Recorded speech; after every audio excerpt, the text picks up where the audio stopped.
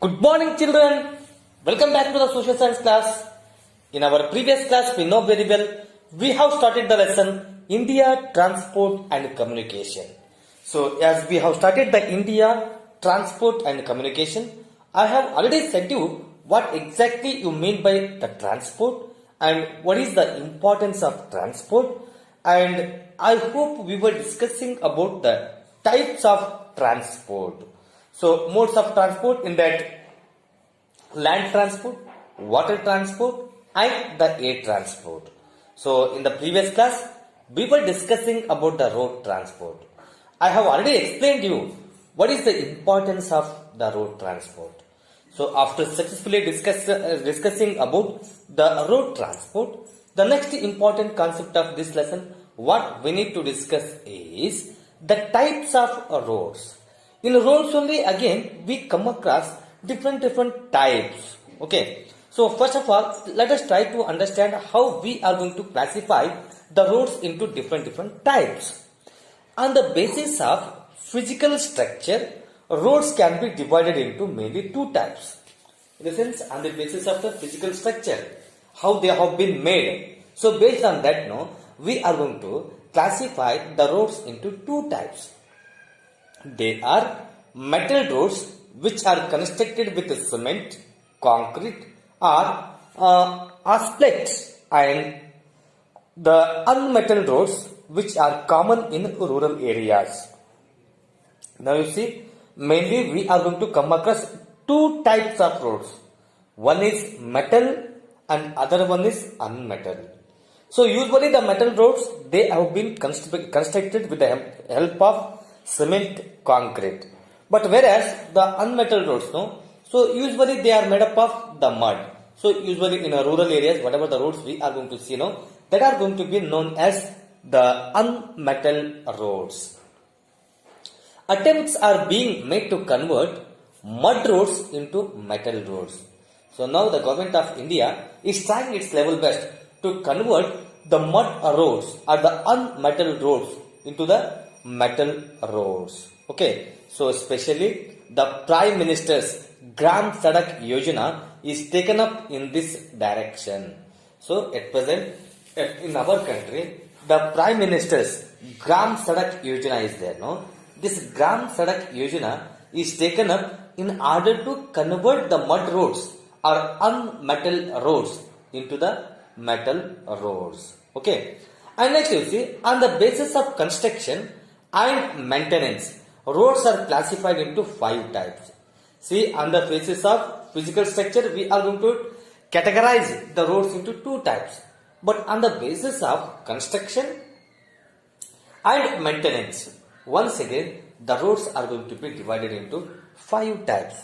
The first one is golden quadrilateral and super highways. Golden quadrilaterals and the super highways. Second one is national highways, and the third one is what you can say means state highways, and fourth one is district roads, and finally it comes the village roads. Okay, so total five types we are going to see the roads based on the construction as well as the maintenance. That is the golden quadrilaterals or the super highways. Next is the national highways. Next is the state highways. Next is the district roads. And finally the village roads. First of all, we are going to discuss about what do you mean by golden quadrilateral or super highways. See, at present in India, we come across number of metropolitan cities. So, as we come across number of metropolitan cities, usually these metropolitan cities are well connected with the golden quadrilateral or the super highways. The golden quadrilateral is a project with 4 to 6 lane roads.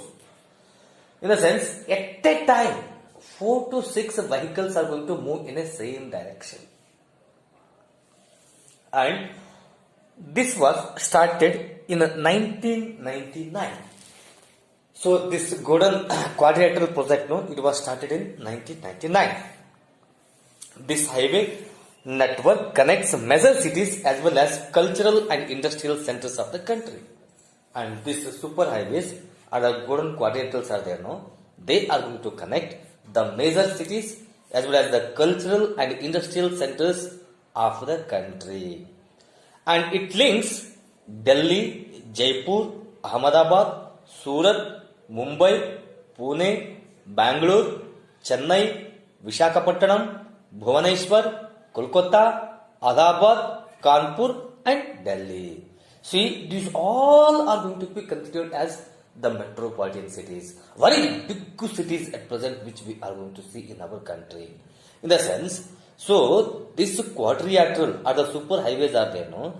These super highways are going to connect the important cities of our country with the headquarters, that is the Delhi. So Delhi is the capital of our country. So as the Delhi is the capital of our country, these all cities or the towns are going to be connected with the headquarters. Okay.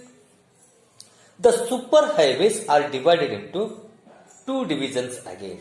So usually whatever the super highways are the golden quadrilaterals we are going to see, no? So again these are going to be divided into two types. That is the north-south corridor which runs from Srinagar to Kanyakumari. In this only two division. One is the north-south corridor which runs from Srinagar to Kanyakumari.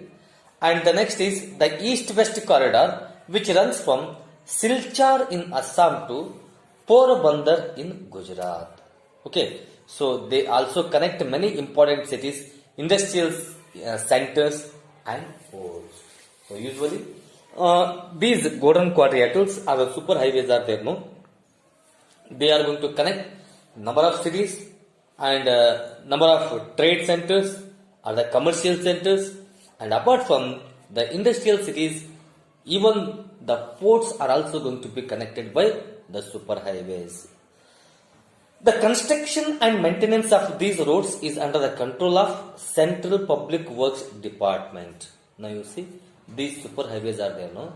The authority or the construction of this super highways or the golden quadrilaterals is under the control of Central Public Works Department, CPWD. The central government is responsible for construction as well as the maintenance of the super highways or the golden quadrilaterals. Okay, so after the super highways, we are going to discuss about the national highways also. See, usually these national highways are there, no? These trunk roads connect the state capitals, ports, towns and cities of national importance. Now you see, these national highways are there, no? These national highways are going to connect the state capitals. For example, Karnataka. So Karnataka's capital is Bangalore. So these national highways are going to connect the state capitals and ports and towns and cities of national importance. In the sense, the cities and towns which are going to have the national importance at present in our country now, they are going to be connected with this. National Highways Authority of India, NHAI. National Highways Authority of India. See, keep this in our mind. It is very, very important. So sometimes this type of questions are going to rise for 1 mark in the exam. So NHA, National Highway Authority of India, looks after the construction as well as the maintenance of the national highways. So now the construction and maintenance of the national highways is under the control of whom? It is under the control of the NHAI, National Highway Authority of India. Okay. So after the national highways, we are going to discuss about the state highways. Now you see, these state highways are there now. These state highways are going to connect district headquarters with the state capital and with the national highways. Now you see at present. Let us take the example of our Karnataka. So in our Karnataka at present we come across 30 districts and all 30 districts are well connected with the state capital. Okay, so headquarters are going to be connected with the state highways. Okay, and apart from that, many other important cities are there. No, they are also be connected, and these state highways are going to be connected with national highways. The state public work department. So it is the department which is going to take the responsibility of construction as well as the maintenance of the state highways. Which one? That is SPWD, State Public Work Department. Okay. After the state highways, we are going to come across the district roads. See, usually these district roads are there, no? The in charge of these district roads are the Jilla Panchayat. So, Jilla Panchayat is going to take care about the construction as well as the maintenance of the district roads. And usually these roads are there, no? They are going to connect the taluka headquarters with the state highways and railways, etc. So, now you see these district roads are there, no? They are going to connect with the taluk headquarters. Apart from that, they are going to connect with the state highways and even they are going to connect with the railways. So finally, it is the village roads. See, village roads in the sense, these village roads link the villages with one another. So actually India, it is the land of villages, where we are going to see more than 68,000 villages. And these 68,000 villages are there, no? They are going to be interconnected with these roads only. And that roads are going to be known as village roads. Okay. Towns and market centers. And apart from that, they are going to link the towns also and the market centers also. And most of them are unmetalled roads and are unusable during the rainy season. So usually at present in our country now, whatever the village roads are, we are going to see, no, most of them are unmetalled. In the sense, they have been made with the help of mud. And as they have been made with the help of mud, no, especially during the rainy season, it becomes very difficult for us to make use of that roads. And they are going to become unusable. But all attempts are being made to convert these roads into metal roads. So now, the government of India is trying its level best to convert these unmetal roads into the metal roads. Okay, so in coming days, there are the chances that all the village roads are going to be converted into the metal roads. And once it is going to happen, then automatically we can see the development of transport and communication very, very successfully in our country. Okay, so today we have discussed about the types of roads. So in the next period, we are going to continue with the other important concept of this lesson. Till to that, bye. See you.